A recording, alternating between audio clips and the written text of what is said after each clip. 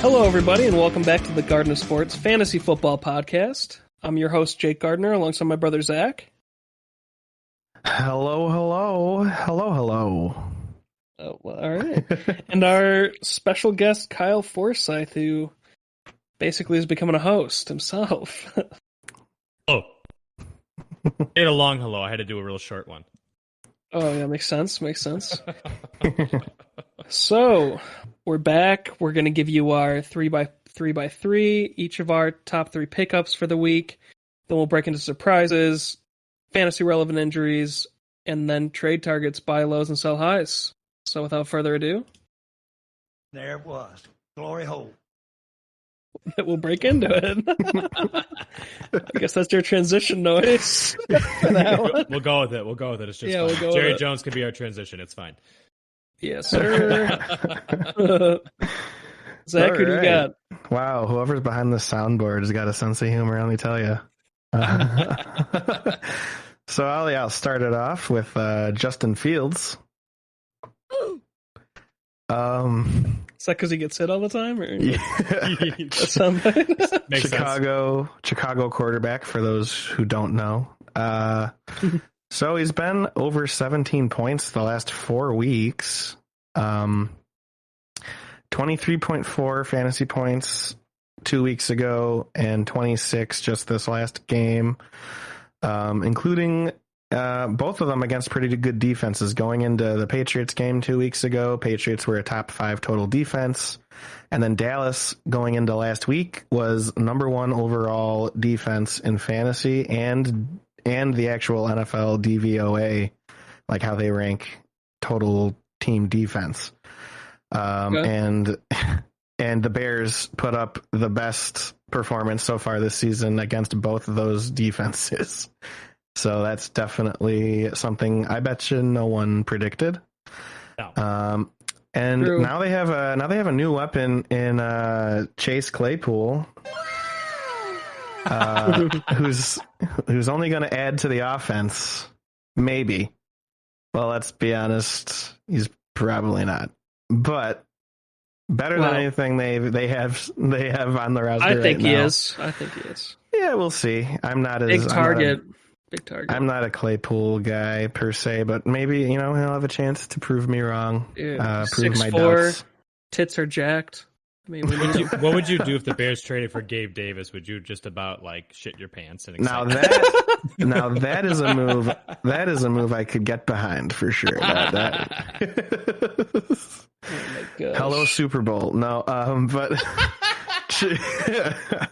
Chicago faces a tough Miami defense, a tough Miami team next, but then they have Detroit and Atlanta in the next 2 weeks. So we'll see. I mean, they're starting to put some things together on offense. Maybe Claypool will just unlock everything, and I'll sound foolish here in a couple of weeks, but we'll see. We'll see how that goes. But anyways, Justin Fields, though, is looking pretty decent. So, he's only 26% rostered. You could go scoop him up. For sure. My first guy off the board, Devin Duvernay. He's only 29.1% rostered. 31 receiving yards last week on 4 receptions, 33 rushing yards and a TD. I know he also had like 70 yards returning kicks. So this guy can do it all. And he's the number 20 ranked wideout. And people weren't really grabbing him, I think, because they always knew Rashad Bateman was coming back. And they thought Duvernay was going to be a temporary guy. But now Bateman came back and got a bad foot injury. And they described it as he'll be out for weeks. So I think Duvernay is a great play for the next 2 to 4 weeks. And he's low owned. Good bench receiver. He could fill in for guys that are on their bye this week. So grab Devin. There you go. Kyle? You say he's the number 20 wanked wideout? Deshaun Watson is definitely the number 1 wanked QB. So. Oh no! Oh no! Number one that I had on my side, I went with a guy. We already had Justin Fields, but I went with Khalil Herbert, running back in Chicago, 47.7% rostered. Back-to-back games of 12-plus carries. He's had 15.2 and 15.9 points in both of those. Oh, yeah!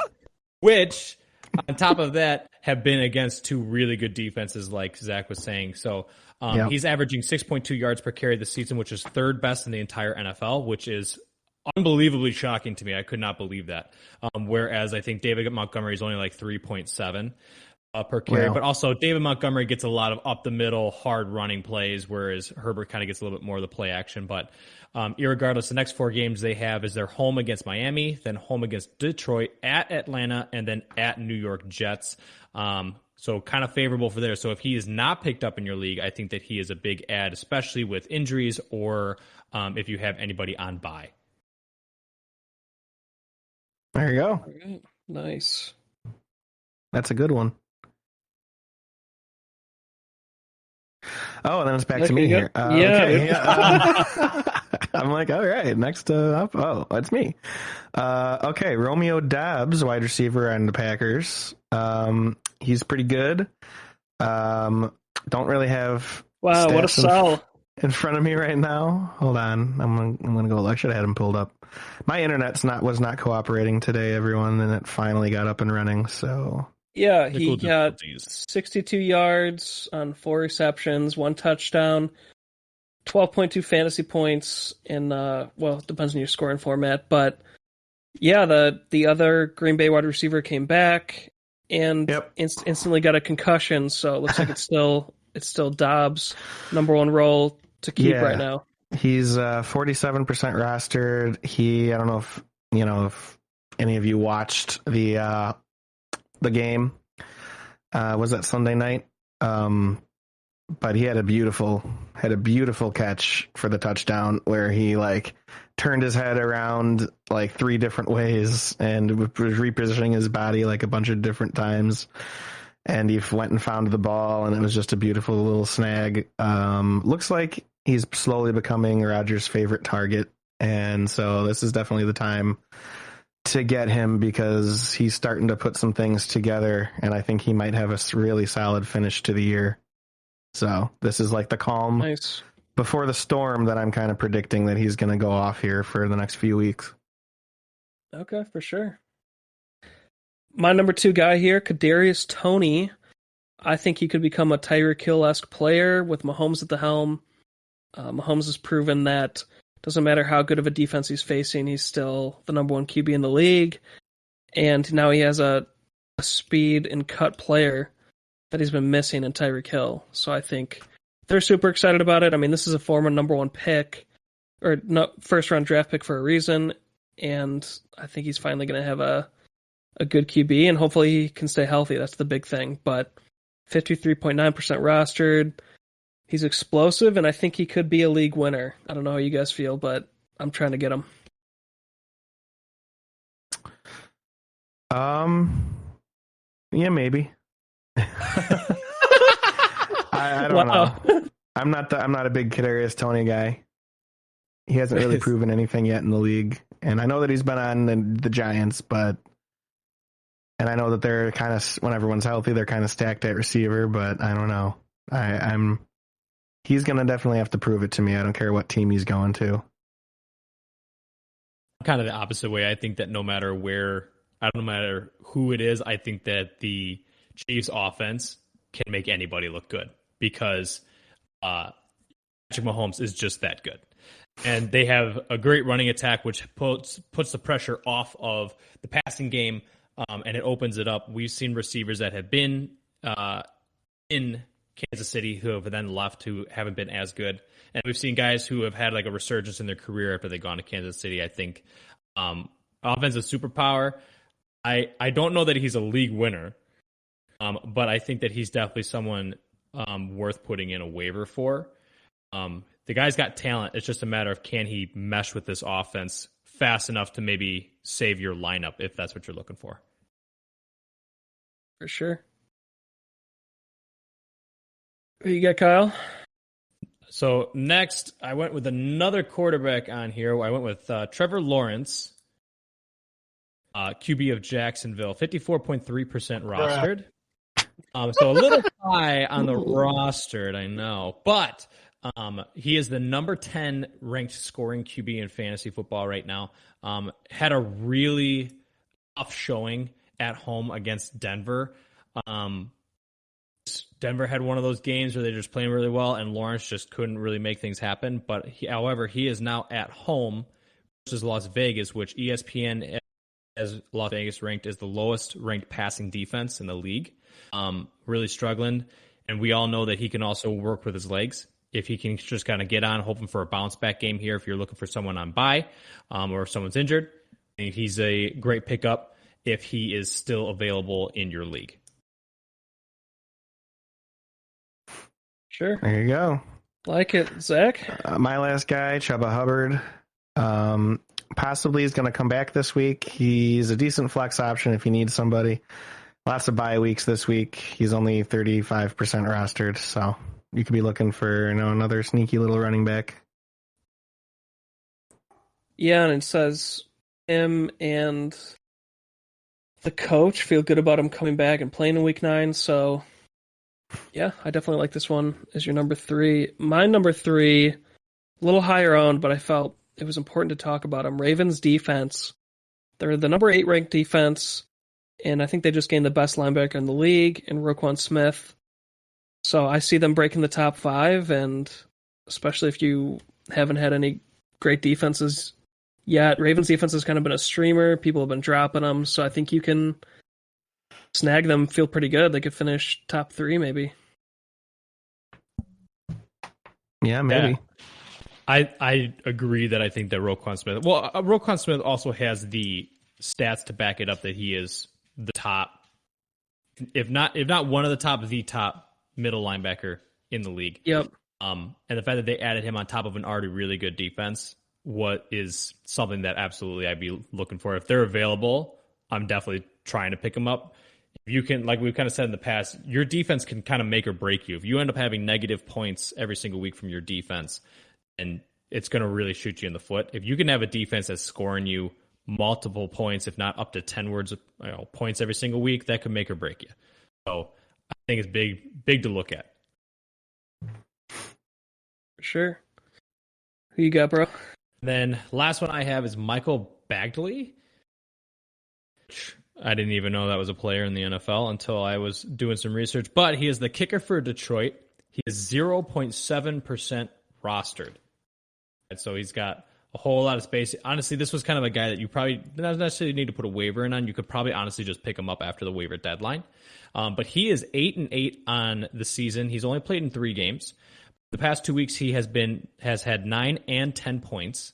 They're in a tough spot against the Packers coming up next, however, but he seems to have a good leg, and obviously we know that Detroit has a really good offense. Obviously, we'll talk about it in a little second, but with Hawkinson leaving, we're not quite sure exactly what it's going to look like. Maybe they won't get into the end zone as much, have to kick more field goals, in which case this guy would be a great pickup if you are looking for a kicker.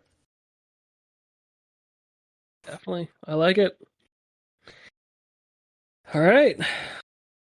Let's go into surprises of the week. A surprise, to be sure, but a welcome one. All right, I'll start off surprises with Christian McCaffrey. He had a 34-yard touchdown pass, 94 rushing yards, and a touchdown. 8 receptions for 55 yards and a touchdown. And if they would have played him at nickel corner, he would have had a pick 6. But they didn't, so he didn't get his 4th touchdown. But yeah, damn. Never Christian been done McCaffrey. Yeah, I honestly don't know. They talk about having the triple crown on offense. Anyone ever had the quadruple crown? Where they have defensive and then also a special teams too. Let's just have a game where that's what they try to do. They try to give him a touchdown in every single respect. Every single, yeah. But seriously, though, just looking like a pure stud, and as long as he stays healthy and on that team and that offense, this guy's going to be even more special over there. So I didn't think it was going to all click that quick, though.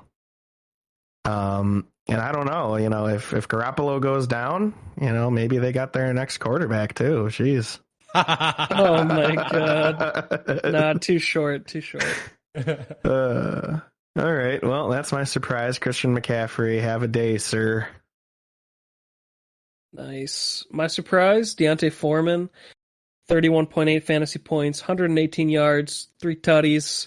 Looking like he belongs, and I didn't expect him to get 118 yards 2 weeks in a row. So, hats off to him, and I don't know, he's a great pickup. I mean, I think he's already 70% owned, but he looks like a stud too. I watched that game, and he runs angry out there. He's actually kind of a fun running back to watch. Like, he bulldozes people. damn. He reminds me, I don't know if you guys remember this, but Kyle and Jake, but you remember back in the day, the New York Giants running back Brandon Jacobs? Not sure I do. No, I don't. He was a huge. He was like 6'6", like 230, and he would just truck over everybody. And he was my favorite running back to play as in Madden, because I would just bulldoze and stiff arm everybody and have like 90-yard runs all the time, just run over everyone. And watching that Panthers Falcons game, which I believe, to me at least, was the most entertaining game of the weekend, surprisingly. Deontay Foreman, he is a freaking stud, man. Is he going to become the LeGarrette Blunt of the league? Roll another blunt. He might, man. He might. Dang, let's go. See what happens.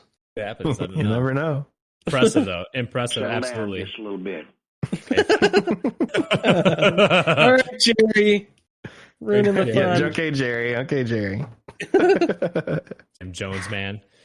And then for my surprise, I had A.J. Brown, wide receiver of Philadelphia, 36.6 fantasy points in half PPR, 11 receptions, 156 yards, and 3 TDs, which actually I think he had all those touchdowns before half. And as a fantasy owner, I was hoping he'd get another 3 in the second half, and he didn't. But huge game. That Philadelphia offense continues to roll. So if you ended up picking up A.J. Brown in the draft, obviously this game truly rewarded you, but he's kind of been rewarding all season. But definitely probably what I can imagine will be his best performance all year. It's going to be pretty hard to beat 36.6 points. Definitely. It's definitely a very high number. Yeah, Jesus Christ. It's Jason Bourne. Jason Bourne. And we need that soundbite too. That's true. Yeah. That's a good one. Yeah, we could have a Jason Bourne of the week. Whoever just goes the fuck off. Oh, God. Yeah. Let's break into fantasy relevant injuries.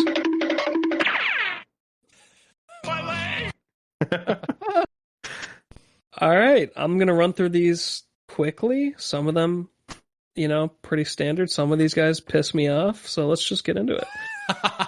Brandon Cooks. Oh, wow.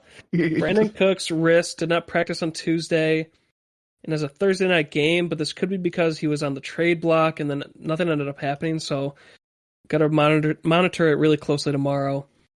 Adam Thielen looked like he was going to be done for the year. He was carted off the field, but suffered a bruised knee and said to be okay, I quote. So, could technically play Sunday. I feel like they would rest him, though. They're going to be a playoff team in the hunt to win the championship. So, why would you rush him back? And then Keenan Allen. No, okay, Zach's not with me. Hold on. Hamstring injury.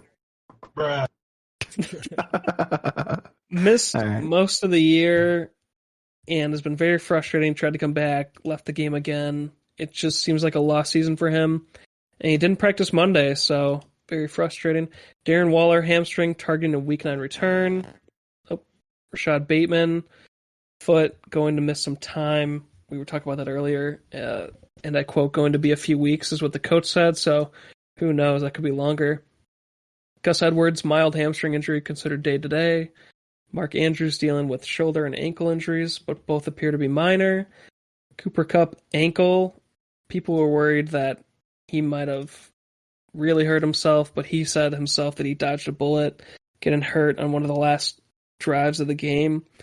But the coach and him sound positive about it. Christian Watson, concussion, likely to miss week 9, is what they said, just because of how the new concussion protocols, teams being more cautious. Jonathan Taylor. Zach's still not with me. Yeah. I don't know what he's doing. Jonathan Taylor, ankle. Keep an eye on him. He did play last week, but he left the game for a bit to look at the ankle, came back, and he's the one who missed like 3 weeks for a high ankle sprain, so it seems like he's just not 100% still. Devontae Parker, knee, left the game on the first offensive play and did not return. And then Irv Smith Jr., ankle to the IR, but they traded for Hawkinson, so... Big implications for both of those. I mean, like, yeah, we know that like Irv Smith necessarily wasn't someone that was hugely supported by that offense necessarily in fantasy. Like he was okay, but he wasn't like top 10, top 15 type tight end. It's gonna be interesting to see what Hawkinson goes there, but I feel like Hawkinson is definitely a more athletic tight end than Irv Smith. So I'm curious to see how they use him in that offense. But unbelievable. I still could not believe that trade that Hawkinson within the division gets traded from Detroit outwards. I thought that they'd keep Hawkinson forever. One of their best players. Like I don't know what they're doing over there. I don't know. I don't know what a lot of teams are doing, especially the Bears. Let's not talk about yeah. that. All right, let's get into trade targets. So we'll go buy low first. My first guy here, Jerry Jeudy, showing his potential. He's had over 50 yards 5 games in a row, and that's with Denver having a horrible start. And I think he can only get better for the offense from here. I mean, they've been so bad that they've got to improve, like from here on out. Hopefully, have a good second half. And I mean, he's been talked about for several years now. He has the talent to break out to top 20 wideout possibly. He's 25 right now, maybe even top 15, depending on how the offense turns around. What do you guys think? Would you buy low? I think I'd stay away from that one, Coach. You could probably get him for cheap, though. That's why it's a probably, but still, I don't know. Okay. I'm kind of out at on the Broncos offense. Like, it's understandable. Yeah, understandable. I feel like that's just me. You know, if you want to take, you know, you definitely could. He's definitely a gettable guy, I would imagine. Just, you know, if you want to take that risk. Yeah, I think depending on how low you can get him for, you know, he's been about one of the only other players that's actually sustainable that's on Denver, versus also like Greg Dulcich, who had another good week this week. It now has 3 in a row as a rookie, so I'm looking like maybe like the one other guy that Denver can support. But just crazy. I mean, we've seen Russell Wilson support 4 different receivers through a season, and now we're seeing him barely even be able to support one. And you didn't think looking at the roster Sutton started pretty good, but and then it kind of dropped off a little bit. I feel like Jeudy has been the only guy that's kind of consistently maintained fantasy relevance. I feel like a lot of the other guys have kind of been hit or miss. So depends on how low you can get them for. But I think that there's other guys that are probably a little bit better to try and trade for / use your waiver wire pick on. Sure. Oh yeah.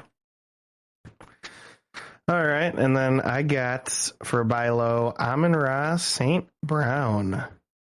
Ooh. Started the year as a top 5 wideout, only to fall to injuries and then a concussion. Now he's ranked wide receiver 30. This is definitely your chance to try and snag him. The Lions were the number 1 ranked offense before their bye in week 6 and could possibly be returning to some offensive dominance. So, you know, Amon-Ra St. Brown, I think I kind of like this one. He's a number 1 receiver. I'm glad you like it, dude. on an offense that, you know, could finish the year pretty strong, I think, when they get everybody back, which they're starting to have everybody come back. So this is a guy that I would be trying to get for sure. Yeah, man. Kyle, what do you think before I go talk about him? But I think that he's possibly going to get a lot more targets now that Hawkinson is gone. And that's definitely something. I don't know about the Detroit Lions returning to dominance like they were. I mean, they were playing out of their minds first, and they weren't even winning. They're just the offense itself, like fantasy-wise, were playing out of their minds. I just don't know if they can return to it. I hope so, because it's fun to watch them play like that. I think that Amon-Ra St. Brown, I think, would be a buy low just because with Hawkinson gone, he's going to get more targets. I think that he's probably, with all the other injuries that they have on Detroit, in and out every single week, I think that he's probably, including him. But I think that when he's on the field, that's one of Jared Goff's first looks almost every time. So I think that that's not a bad thing to have, especially now with Hawkinson being gone. Yeah, and I mean, they weren't really using Hawkinson that well anyway. I think it's more the injuries and the concussion slowed him down. But yeah, I think he's going to return to dominance, and they have a pretty easy schedule going forward. They only have the Giants week 11, if you even consider that a great defense, Buffalo week 12, and then besides that, I mean, it's like smooth sailing. I think he'll finish the year within the top 20, no doubt in my mind. So I'm going for him pretty hard if I don't already own him. But yeah, that's me. Like it. My next guy here, we actually have 4 this week. George Kittle. Yeah, baby. He's had 2 good games in a row. Finally, after coming back from ankle injury and slowly being worked into the offense. And he's only ranked the number 12 tight end. I think you guys agree with me on this one. We should expect him to break into the top 5 by the end of the year. So this is your chance to grab him. If he stays healthy. Huge. Yep. Asterisks everywhere. If he stays healthy, absolutely. 100%. If he stays healthy, that's literally the only asterisk and question mark around him. With this offense now, you have McCaffrey there. This offense is going to be rocking and rolling. I want anybody that I can get a piece of this offense because it looked so good so far with CMC being over there. It's just a matter if he can stay healthy. If he can do that, he absolutely would buy him low. Yeah, I'd use that argument for whoever you're trying to trade with. Yeah, man, it doesn't stay healthy. Yeah, I don't know if he'll. Yeah, I don't know if he's worth free. that much because he gets injured a lot, But I need a tight end, something like that. True. Hopefully, the person you're trying to trade to just doesn't listen to this podcast. Yeah. And again, we want them to, so you're kind of out of luck there then. Oh my god, that's true. I would definitely try to get Kittle if you can. This might be the toughest one on this list that we put together here to try and get. You'd still have to probably do some bartering with this one. Mm-hmm. But yeah, I could definitely build the bridge to him being a top 5 tight end rest of the year by the end of the season. So heck yeah. All right, Kyle, who you got? So I put him on here because I think it's going to be an interesting one to talk about. I had on here Darnell Mooney for Chicago. Now,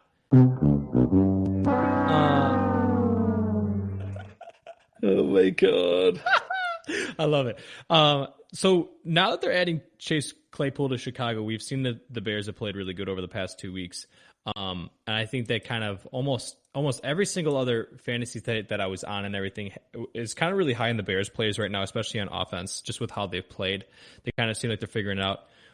Adding Chase Claypool to the mix gives them another truly talented wide receiver, and not just other guys in this completely just, I don't even know like the word to describe it. It is just a very subpar wide receiver room that Chicago has. But adding Chase Claypool does add a little bit of talent and size to the field to where the defense is going to have to pay attention to him.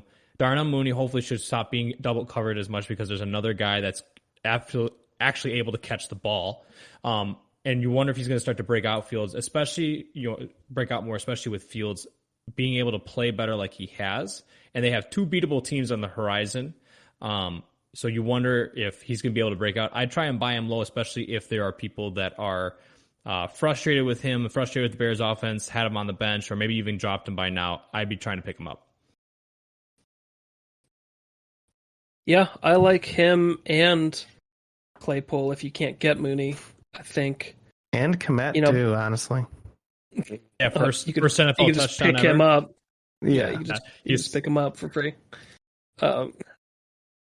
Yeah, but I think if you can't get Mooney, if somebody likes Mooney better, go for Chase Claypool. Either of them have a chance to become the number one at this point for Fields. We'll see.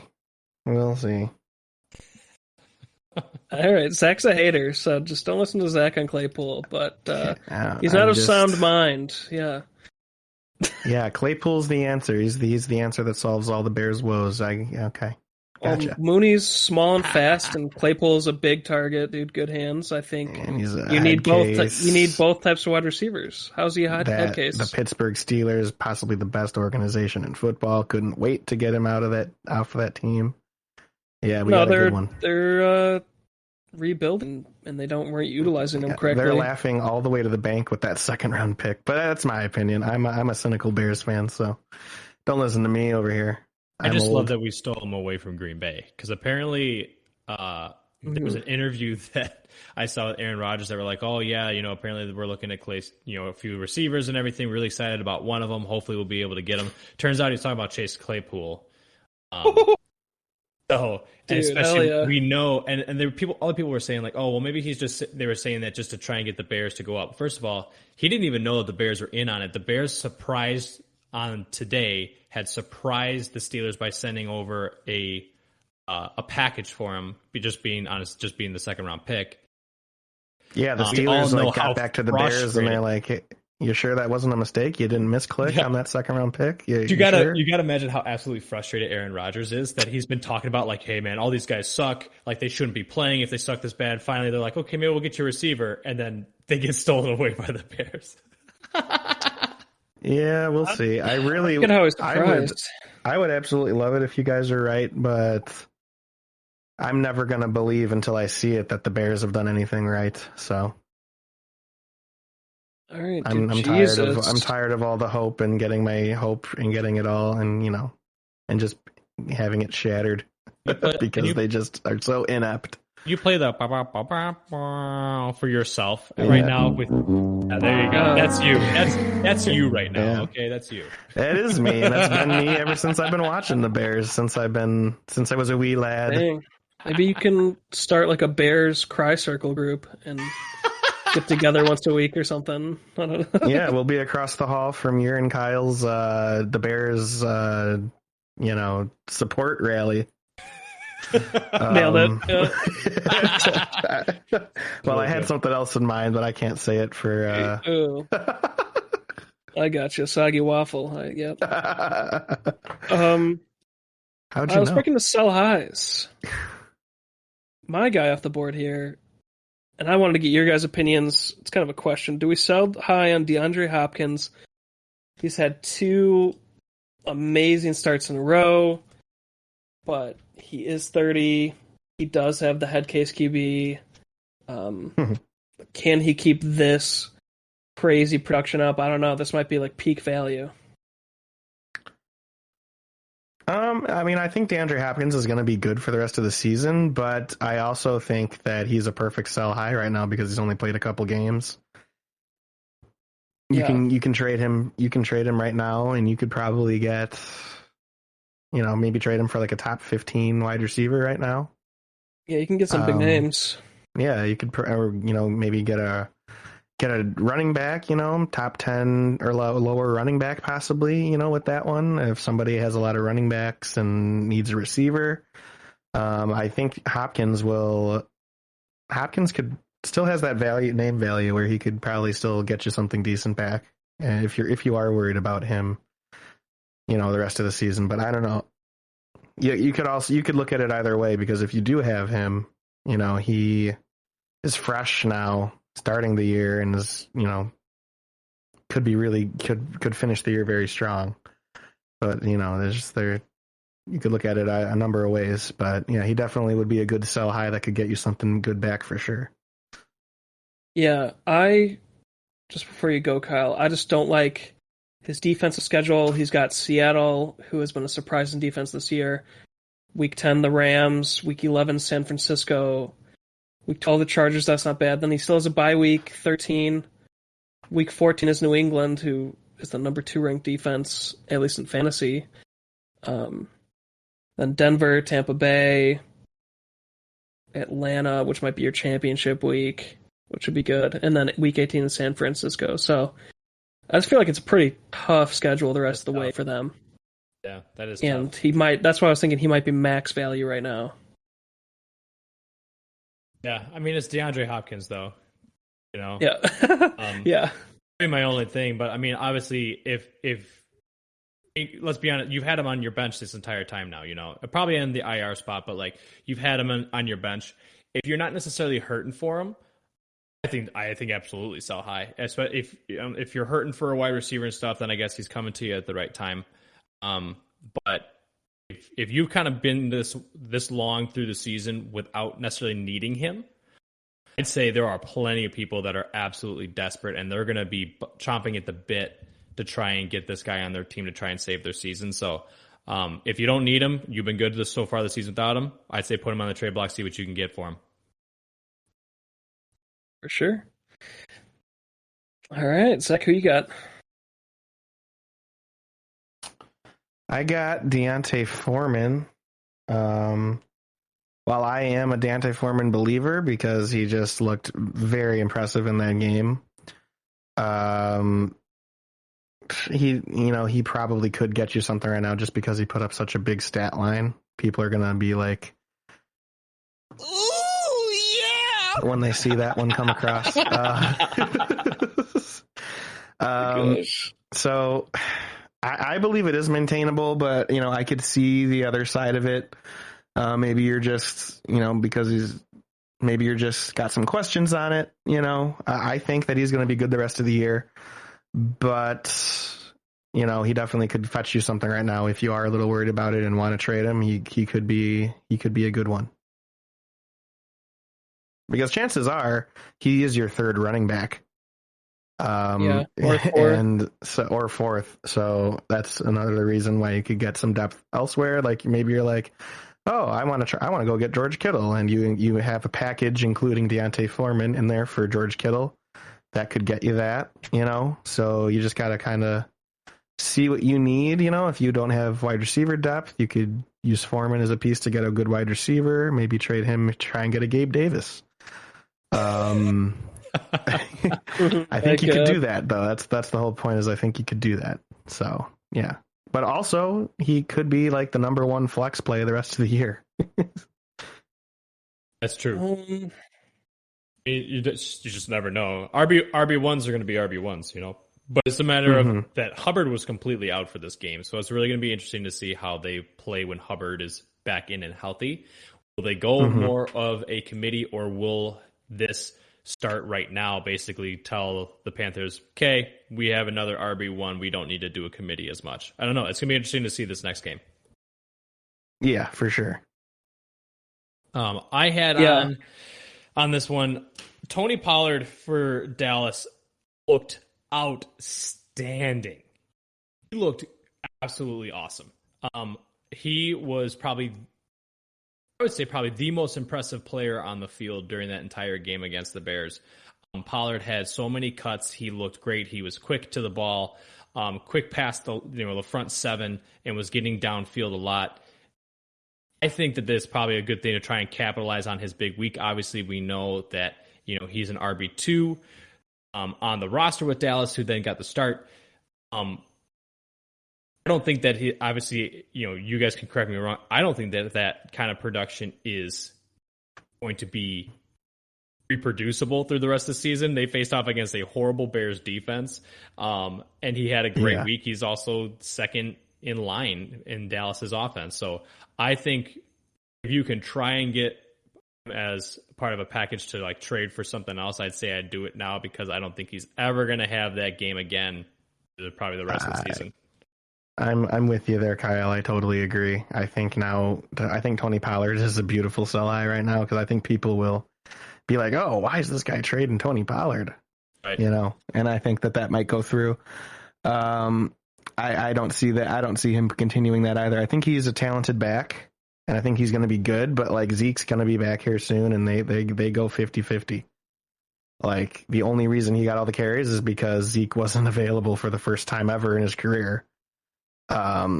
So, Tony Pollard got all the starts, and the Bears defense just so happened to not show up. They didn't even get off the bus. So, it is what it is. He had a great game. Good for him. I mean, an amazing game, really. Zeke Elliott, even when he was great his first couple years in the league, never had a 3-touchdown game. So, hats off to Tony Pollard, but now's definitely your chance to sell him high. Sure. Yeah, I think you guys both said it pretty perfectly. I would sell him as soon as possible. But like you said, Kyle, I think it will take a package because everybody does know he's the 2, unless Zeke missed more time. So true. And honestly, throw him in there. Zeke is going to miss time. I think that obviously raises his value too. Like, hey, yeah, he's missing time. This is RB1. Look what he did last time. Here you go. But I think it's going to take package regardless. Even if Zeke's back out, I think it's going to be package regardless. Yep. Sure. All right. Well, that'll do it. What an There it episode. was. Glory hole. Oh my God. We open and close with that? Get out of here. We live and die by Jerry. Yes, sir. Jerry. Well, thanks for listening, everyone. Kyle, thank you for coming on. Absolutely. Yes, thank you, me. Kyle. And go ahead. Yeah, and just remember, everyone, hit that like button, hit that subscribe button, hit that notification bell, and leave your comments down below. Leave us your questions, analysis. Just tell us how you think we're doing. Leave your fantasy questions, trade questions, roster questions. Leave those for us down in the comments. We'll get back to you. We love responding to all your guys' questions. And while you're there, hit that notification bell so you get notified when we drop a video. We drop 3 videos a week. If you're in all the fantasy leagues, we got you covered for every single one of your leagues. Hockey, basketball, and football are what we're doing right now. So, if you have a basketball question, go check us out. Go check out our most recent basketball video, just dropped yesterday. And then also the new hockey one just dropped yesterday. So go check all those out if you're involved in those leagues as well. And also follow us on our social media. We got Facebook, facebook.com/Garden of Sports podcast. We have Instagram, instagram.com/Garden of Sports. And we have Twitter, twitter.com/GOSpod2021. Go give us a follow, why not? That's what I always say. And we'll see you back here next week with a fresh new football episode. Thank you very much, everybody. Thank you.